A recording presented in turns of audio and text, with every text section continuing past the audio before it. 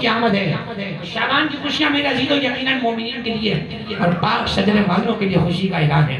ذرا غور فرمائیے کہ اللہ سبحانہ و تعالیٰ نے کس طریقے سے یہ اہل بیت کا انتظام فرمایا اور کس طریقے سے اس گھر میں خوشیوں کو نازل کیا. پہلا نواسا پیغمبر کے گھر میں جب پیدا ہوا امام حسن مجتبیٰ، عقیقے کی سنت امام حسن سے جاری ہوئی. عقیقے کی سنت امام حسن سے جاری ہوئی. جہاں تک عقیدہ قیامت تک کیا جائے گا وہ سنت ہے رسول اللہ کی جو انہوں نے امام حسن کے ذریعے کی ہے. 7واں دن امام حسن کے سر کے بعد مونڈے گئے، اس کے برابر چاندی صدقے میں دی گئی اور امام حسن کا نام اللہ کے خزانوں میں سے رکھا گیا. علماء اہل سنت نے اپنی کتابوں میں اس باتوں کو لکھا ہے کہ حسن و حسین جنت کے ناموں میں سے ایک نام تھے جنہیں اللہ نے آج سے پہلے کسی نبی پر بھی ظاہر نہیں فرمایا. جنت کے خزانوں کے نام تھے. میں کہتا ہوں کیوں نہ ہو، کیوں نہ ہو، اس لیے کہ جنت کے جوانوں کے سردار جو ہیں، جنت کے جوانوں کے سردار جو ہیں، اللہ اکبر، امام حسین ابن علی وہ امام کے جو کرم کی انتہا ہے، کرم کی انتہا ہے. اہل سنت کی کتاب ہے فرائض السنتین، حمید شافعی کی کتاب ہے. وہ ایک عجیب روایت لکھتا ہے، وہ کہتا ہے پیغمبر نے ارشاد فرمایا کہ لو کان العلم شخصا لکان علیا، لو کان الحلم شخصا لکان الحسن، لو کان الکرم شخصا لکان الحسین. پیغمبر نے فرمایا اگر کرم اور سخاوت کی کوئی شکل ہوتی تو اس کا نام حسین ہے. اگر سخاوت کی کوئی صورت ہوتی تو اس کا نام حسین تھا.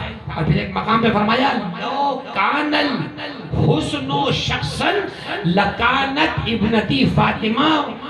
فرمایا اگر خوبصورتی کی کوئی شکل ہوتی تو میری بیٹی فاطمہ ہوتی، بل ہی اعظم منہا، بلکہ میری بیٹی سب سے زیادہ حسین ہے.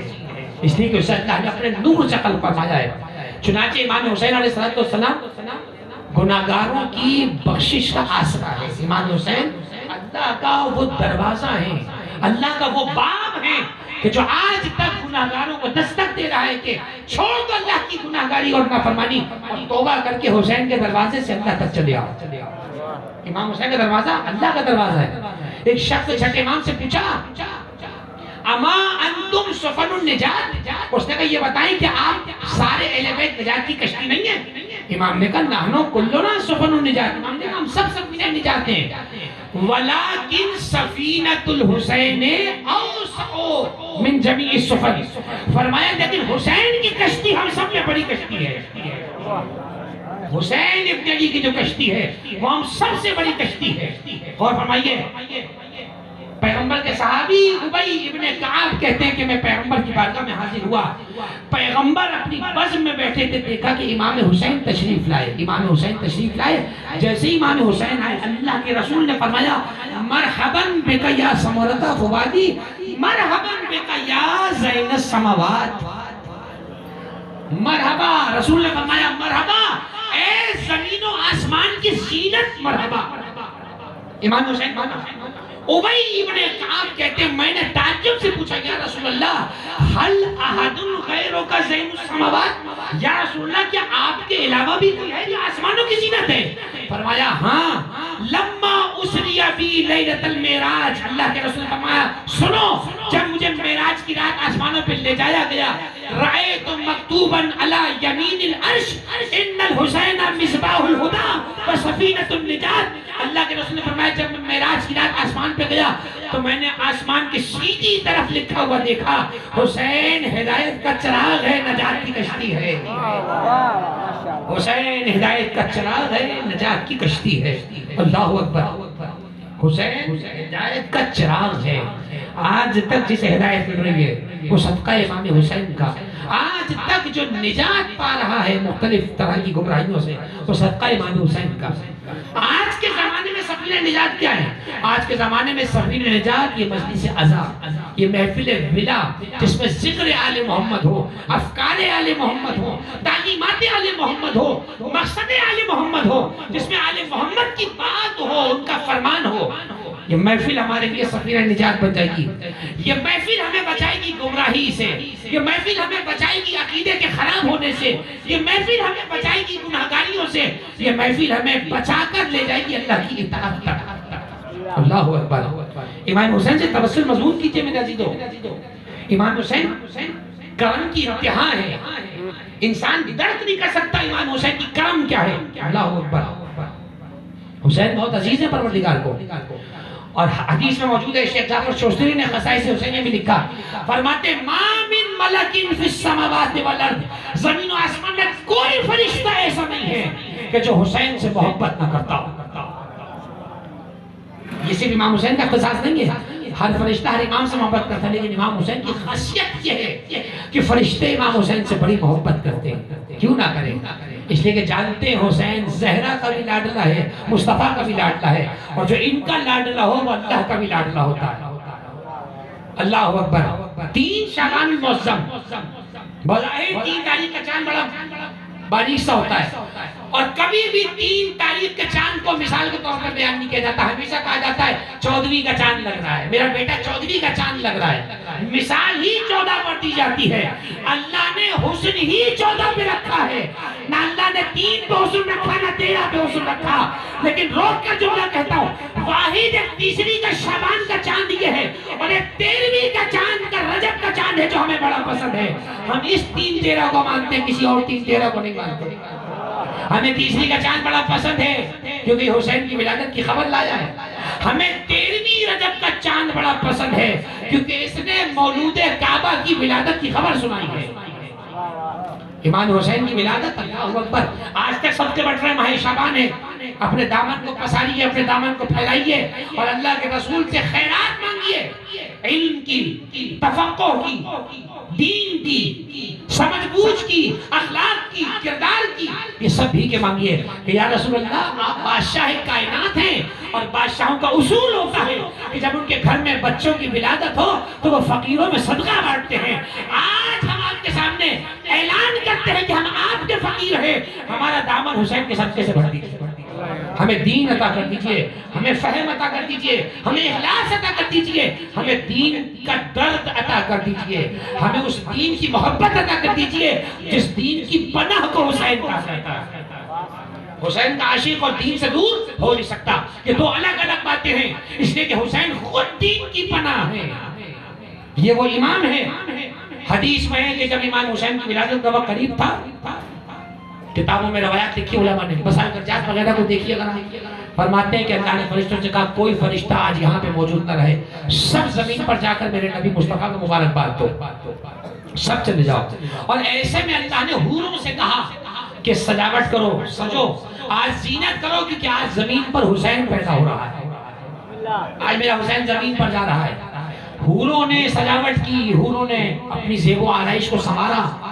ایسے میں اللہ نے جنت سے مخاطب ہو کے کہا, مناقب خارزمی کے اندر یہ روایت موجود ہے, اللہ نے جنت سے پوچھا یہ بتا تو آج خوش نہیں ہے, آج حسین کی ولادت ہے. جنت سے پوچھا تو معلوم ہے جنت نے کیا کہا, جنت نے کہا پروردگار تو نے سارے غریب, مسکین, یتیم, فقیر سب تو نے مجھ میں بھر دیے, اور سارے دولت مند, نمرود, فرعون, شداد, پتہ نہیں کون کون سے لوگ تو نے سب جہنم میں ڈال دیے, بڑے بڑے لوگ, مجھے تو نے غریبوں کا ٹھکانہ بنا دیا, میں خوش کیسے ہوں. جنت تو کون جائے گا, مسکین, غریب, فقراء. ذرا دیکھیے جن کا ہاتھ حرام مال سے پاک ہے, حلال مال کی بات نہیں ہو رہی, حلال مال اللہ کا ایک نعمت ہے, اس سے استفادہ کرنا چاہیے.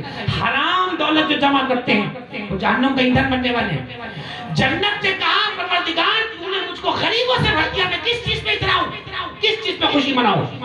روایت کا جملہ ہے, اللہ نے فرمایا اما زینت ارکانک بالحسن والحسین, اللہ نے جنت سے کہا بھول گئی میں نے تجھے حسن حسین سے سجایا ہے. جیسے ہی یہ جملہ کہا, حدیث کا جملہ ہے فماست الجنت کما تمیس العروس, جنت ایسے شرما گئی جیسے دلہن شرما جاتی ہے, جنت ایسے شرما گئی جیسے دلہن شرما جائے کرتی ہے. جنت خوش ہو گئی کہ میرے سردار حسن و حسین ہیں.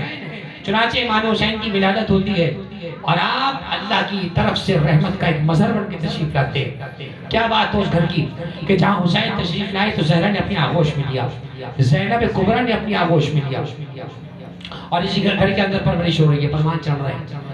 اور جب جناب زہرا دنیا سے پردہ فرماتی ہیں تو حسب وصیت ایک عقد علی نے بھی کیا, اور پھر فرمایا کہ ایک ایسی خاتون سے عقد کرے کہ جس سے بہادر بیٹا آپ کو نصیب ہو۔ اللہ اکبر۔ ایک جملہ میں یہاں پہ کہہ دیتا ہوں، ایک جملہ لوگ کہتے ہیں کہ وہ علی جس نے زندگی میں کبھی نہ مانگا ہو اس نے عباس کو مانگا۔ یہ علی کی شان نہیں ہے میرے عزیزو۔ علی مانگنا نہ سکھاتے تو ہمیں مانگنا کیسے آتا؟ اس جملے کی اصلاح کر لیجئے۔ جملہ یقیناً عقیدت میں کہا جاتا ہے لیکن یہ حقیقت کے خلاف ہے۔ اگر علی نے کچھ مانگا ہی نہیں تو دعائیں کیسے آئیں گے؟ علی نے مانگا ہے، اور یہ مانگنا اللہ کی عبودیت کا اظہار ہے کہ علی جیسا بندہ جو اللہ سے کن کہے تو ہو جائے، وہ بھی اللہ سے مانگ کر ہمیں مانگنے کا درس دے رہا ہے۔ ہاں یہ کہو کہ اس عباس کا کیا کہنا جو علی کی دعاؤں کا شامل رہ گیا ہو، یہ جملہ فضیلت کا ہے۔ یہ کہنا کہ کوئی جس نے مانگا ہی کبھی کچھ نہیں، تو اگر علی نے مانگا ہی نہیں تو ہمیں مانگنا کیسے آئے گا؟ چوتھے امام کی دعائیں کہاں لے کر جائیں گے آپ؟ چوتھے امام نے مانگنے کا طریقہ بتایا کہ نہیں بتایا؟ تو امام کا مانگنا مجبوری میں نہیں ہے، عبودیت کا اظہار ہے۔ امام چاہتے ہیں کہ اللہ کی بڑائی کو ثابت کیا جائے۔ چنانچہ حضرت ابو الفضل کی صورت میں اللہ اکبر یہ دعا قبول ہوئی، اور 4 شعبان المعظم کو، 3 کو امام حسین اور 4 شعبان المعظم، 4 شعبان المعظم کو امام حسین کے بعد حضرت ابو الفضل کی ولادت ہے۔ اب آپ غور فرمائیں اور بات اس مقام پہ سمٹ جائے گی اور حضرت حجت تک بات آ رہی ہے۔ امام حسین کے بعد حضرت ابو الفضل کی ولادت ہے، اور کیا لاڈ نصیب ہوا۔ خود امام حسین نے اپنے سائے پر لان چڑھایا، امام حسن کا دور دیکھا، اپنے بابا علی کا بھی دور دیکھا، اور یہ دور گزارتے گزارتے حضرت ابو الفضل نے اس گھر کے اندر وہ مقام حاصل کیا کہ آپ کو اللہ کی جناب سے عصمت صغرا نصیب ہوا، آپ کو بھی عصمت صغرا کا مقام نصیب ہوا۔ تو خلاصہ کلام یہ ہوا کہ یہ وہ مبارک گھرانہ ہے جہاں شجرے کی طہارت ہے، جہاں کردار کی طہارت ہے۔ اور آج جس امام کا تذکرہ سننے کے لیے ہم یہاں جمع ہیں، جو ہمارے زمانے کا صاحب ہے، جسے صاحب الزمان کہا جاتا ہے، اس امام کا تذکرہ کہ جس کی ولادت کو اللہ نے موسیٰ کی طرح چھپا کے رکھا، جیسے موسیٰ کی ولادت کو چھپایا گیا تاکہ فرعون قتل نہ کرے، اسی طریقے سے آخری رات تک امام زمانہ کی ولادت کو چھپا کے رکھا گیا تاکہ بنی عباس کو خبر نہ ہو اور امام زمانہ دنیا میں تشریف لے آئے۔ اور 15 شعبان کی صبح وہ صبح تھی کہ جب جناب نرجس کی آغوش میں ایک ایسا چاند طلوع ہوا جس کے ایک بازو پہ لکھا تھا جاء الحق وزہق الباطل ان الباطل کان زہوقا، اور ایک بازو پہ لکھا تھا تمت کلمت ربک صدقا وعدلا۔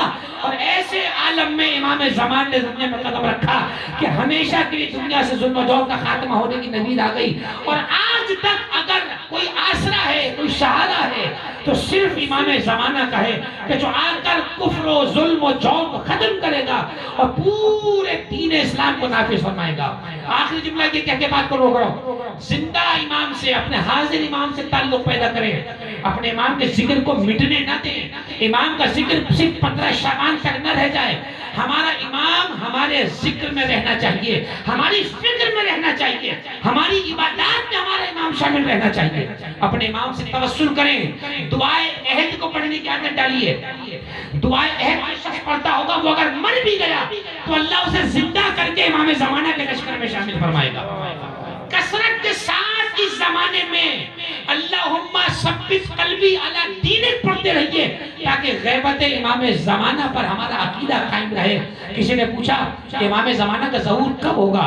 فرمایا اس وقت ظہور ہوگا جب ان کے چاہنے والے مایوس ہو جائیں گے اور کہہ دیں کہ کسی مہدی نے نہیں آنا، اگر آنا ہوتا تو کب کا آ جاتا۔